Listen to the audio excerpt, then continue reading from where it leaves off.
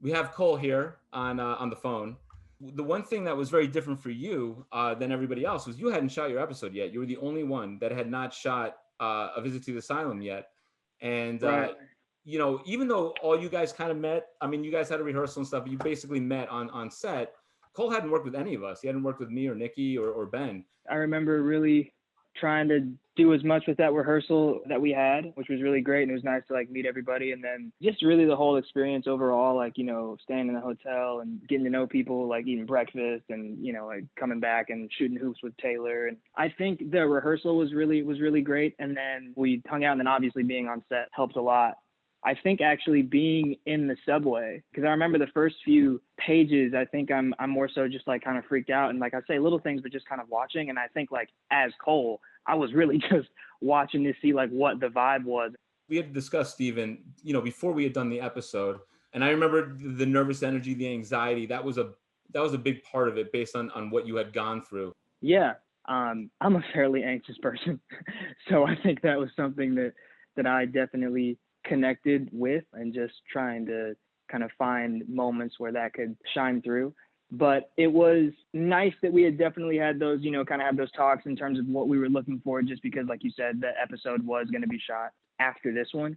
But I think it was just one of those things where you try to do as much work as you can by yourself. And then when you get there, the anxiety might feel a little different just because you're actually in the space, or the nervousness might feel a little different, and just kind of going with whatever was happening in the moment, and just kind of trying to trust it, I think. So, Sarah, for you, you had just shot your episode, so you didn't miss a beat as far as being in character and all that.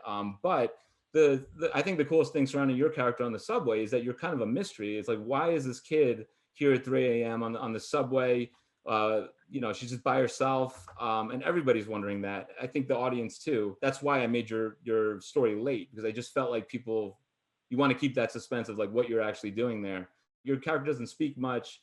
You're supposed to be kind of uncomfortable. What do you remember about just going from one set to the next? What was your mindset in the difference between the two shoots? Um, in the high school, I was more like myself, and then on the subway, I was just more trying to be quiet, sit in, watch everything, and not give out too much. Follow-up question. Yes. Along those lines, in one on the subway, you were acting with a bunch of adults, and in your episode, you're acting with a bunch of kids. Did that contribute to how you felt and your performance? Was there a certain level of comfort that was more apparent around kids your own age, or did you enjoy being around the adults more? Well, I think in the school scenes, I was acting with my siblings, so I think that added like a major level of comfort, rather than the adults are awesome, but than being around the adults.